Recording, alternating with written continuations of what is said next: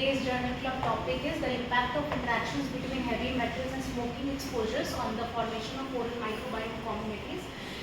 Published in the Journal of Frontiers in Microbiology with the impact factor of 5.1 in January 2024.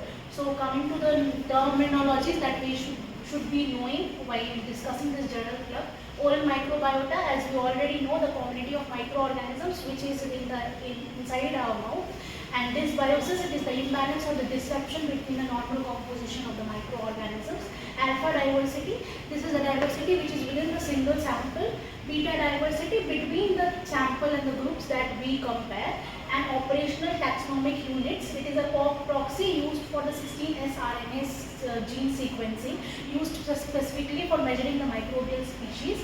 And LEFSE, this is the linear discriminant analysis effect size. This is a statistical tool to identify which microbial taxa that will differ significantly between the groups that we have studied in this study. So coming to the novelty, aims and objectives, it was the first study to investigate the exposure, how both heavy metals, the exposure to heavy metals, smoking, both and independently they affect the individual's microbiota. The population study was of two significant regions in China, so it focused on the real world contaminated populations. It used the 16S RNA gene sequencing for both the taxonomic groups and the functional analysis of the oral microbiota for different exposure conditions. And it identified the cadmium as a major disruptor that in presence of other heavy metals such as lead and selenium, cadmium was significantly changing the oral microbiome in these populations.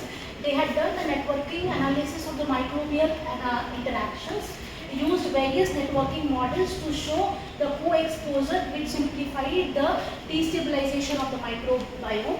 And they also used the basal kernel machine regression modeling. This is a modeling used to quantify and compare the impacts of single RNA and combine exposure to both the microbial diversity and the functions of these bacteria. An advanced statistical approach used commonly in oral microbial studies, and it had functional implications. It linked changes in the microbial composition to KEGG pathways, established to metabolism also, immune function also, and disease risk, supporting hypothesis that exposure contributes to systemic increase. So coming to the area, materials methodology, two regions in China, that is the Gansu and the Hewan and the Nangwa villages, that was compared for the control. So they had done the sample collection in various methods. They collected the blood and soil sample collection was done. Total participants were 127 residents aged between 40 to 69 years. They lived in that area greater than 10 years. They were divided into 4 groups. The groups that were having heavy metals plus smoking combination. The second group was the group that was exposed to heavy metals only. Third group was exposed to smoking only. And fourth one was the control group from the two populations. Samples were collected in the two forms, oral samples and blood samples. Oral samples, the buccal mucosa was swabbed using sterile cotton swabs, and blood samples, 15 ml, were collected to measure the heavy metals. They had done the DNA and the extraction and the RNA sequencing. Specifically, they used the 16S rRNA. V3, V4 region was amplified and sequenced using the Illumina MI sequence. And this sequence was processed to identify the various bacterial species which were present. Data analysis was done. The alpha and the beta diversity was calculated. As from view before, the LEFSE sequence was used to identify the different bacterial groups present between the exposure and the control group. KEGG analysis was used to predict the microbial metabolic functions. PKMR, as I already told, they were used to identify the combined exposure effects of the metals and the smoking in the exposure group. An ecological network analysis was done to study the interactions between the oral bacteria and the control group. So they used a wide variety of statistical analysis. First of all, the Wilcoxon ranks sum test. It compared the heavy metals in the soil and the blood between the polluted and the control areas. It revealed that there was presence of cadmium and lead, mercury and zinc in the polluted areas more as compared to the control group area. Alpha diversity analysis was done, and it compared the richness of the diversity between the alpha and the beta between the four groups, as I already mentioned. What was the outcome? The control group had the highest species richness, others had very significantly decreased. Specifically, the Streptococcus mutans was highly decreased in the experimental group, and no major difference in overall diversity was also found in between the groups. So thirdly, they did the per ANOVA, that is the permutational multivariate analysis of variance. It compared the community structure, that is the beta diversity between the two groups, and it was significant that between all the two groups, the greatest difference was between the metals and the smoking, and the control group was present. The LEF-SE analysis was compared which bacterial species was significantly more or less in the less abundant group, as I talked that the specific bacteria, that is the Streptococcus mutans in the MS group was high and Rhodococcus in the other group. Spearman correlation was done between for the heavy metal levels and the oral bacteria abundance, in which the blood samples were used. Outcome, cadmium had the strongest negative effect, that is cadmium was increased between the groups that were checked for the experiment.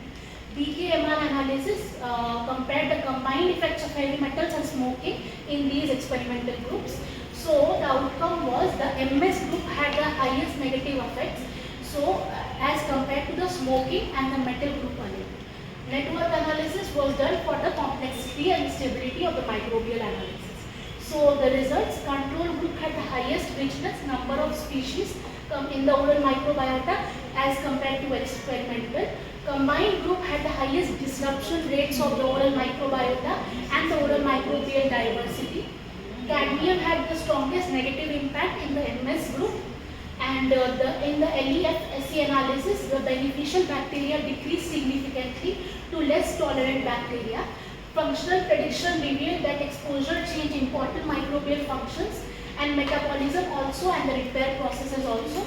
Microbial network analysis revealed more complex and stable, while those in the exposed group as compared to the control group.